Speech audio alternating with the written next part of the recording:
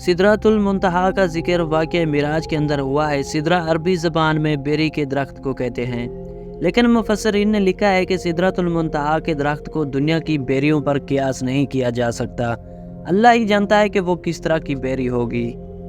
اور منتہا کے معنی انتہا یا آخری حد ہے، یعنی یہ وہ مقام ہے جہاں سے آگے مخلوق کو جانے کی اجازت نہیں۔ سدرۃ المنتہا پر ہر عالم کا علم ختم ہو جاتا ہے اور اس کے آگے جو کچھ بھی ہے وہ اللہ کے علاوہ کوئی نہیں جانتا۔ رسول اللہ صلی اللہ علیہ وآلہ وسلم کے علاوہ کوئی بھی اس مقام کے آگے نہیں گیا۔ روایتوں سے پتہ چلتا ہے کہ سدرۃ المنتہا کے درخت کی جڑ چھٹے آسمان میں اور پھیلاؤ ساتویں آسمان میں ہے۔ معراج کی رات میں جب نبی کریم محمد صلی اللہ علیہ وآلہ وسلم کو حضرت جبرائیل آسمان پر لے گئے اور اللہ کے حکم سے ایک کے بعد دوسرے آسمان کی سیر کرتے ہوئے جب آپ صلی اللہ علیہ وآلہ وسلم ساتویں آسمان میں داخل ہونے لگے تو سدرۃ المنتہا کا مقام آیا۔ وہاں ایک عظیم درخت موجود تھا جس کے پھل مقام ہجر کے مٹکے جیسے تھے اور پتے ہاتھی کے کانوں کی طرح تھے۔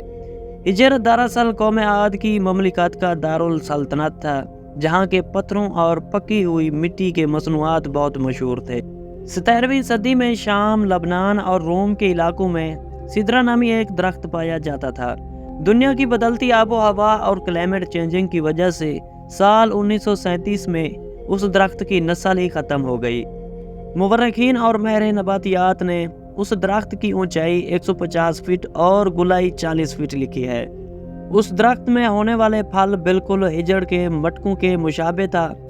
اس تاریخی درخت کے جلال اور عظمت کو دیکھ کر انسان حیرت میں ڈوب جاتا ہے، جو اپنے دور کا ایک عظیم اور خوبصورت درخت تھا۔ بائبل مقدس میں بھی اس درخت کا تذکرہ ریز کے نام سے کیا جاتا ہے۔ حضرت سلیمان، حضرت موسیٰ اور عیسیٰ علیہ السلام کے ارشادات میں بھی بڑے ادب کے ساتھ اس درخت کا نام ملتا ہے جس نے اس کی عظمت بیان کی گئی ہے۔ زبور میں اس درخت کو ٹری آف لارڈ یعنی خداوند خدا کا درخت کہا گیا ہے۔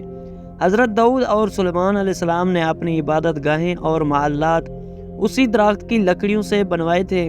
سدرہ کی لکڑیوں میں اتنی خوشبو اور چمک ہوتی تھی کہ اس سے بنی عبادت گاہیں نہایت مطر اور صاف ستھری رہتی تھی اور تقریباً 400 سال تک ان پر موسم کا کوئی اثر نہ ہوتا۔ شام، لبنان اور یونان کے علاوہ سدرہ کا یہ درخت ہندوستان کے ہمالیہ سلسالوں میں بھی پایا جاتا تھا، جسے دیودار کہا جاتا تھا۔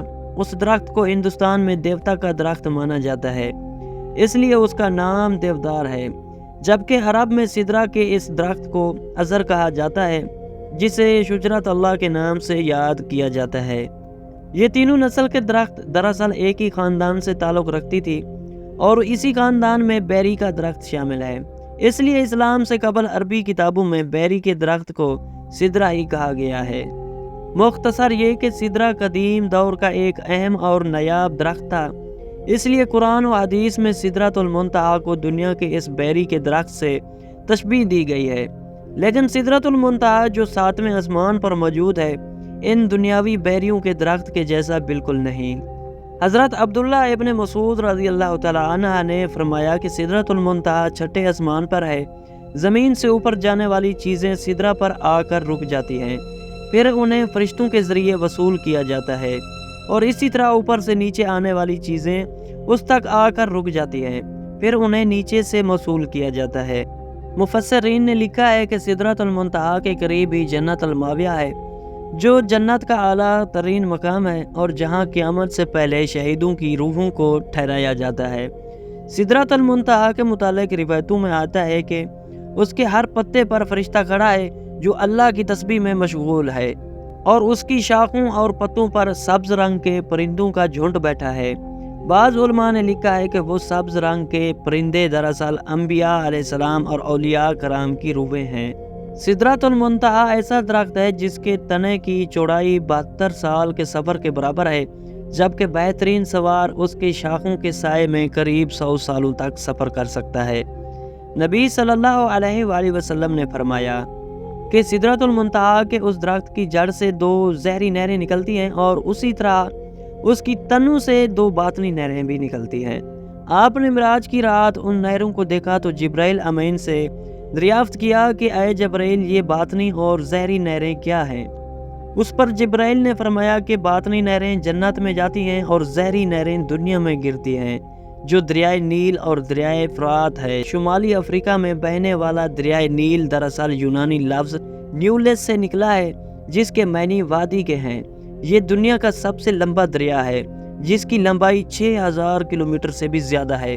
دریائے نیل مصر کی سرزمین سے گزرتا ہے اور وہاں کے باشندوں اور زراعت کے لیے اہم مقام رکھتا ہے۔ مصر وہی سرزمین ہے جہاں حضرت یوسف اور حضرت موسیٰ علیہ السلام جیسے جلیل و قدر نبیوں نے اپنی زندگی کا ایک بڑا حصہ گزارا ہے۔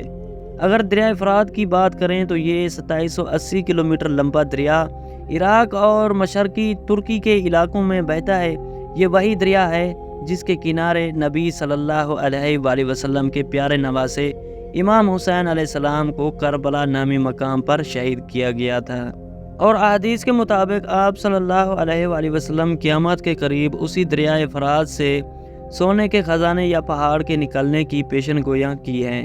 یہ بات ظاہر ہے کہ سدرۃ المنتہا اس زمین سے اربوں خربوں نوری سال کے فاصلے پر کہیں کسی مقام پر موجود ہے۔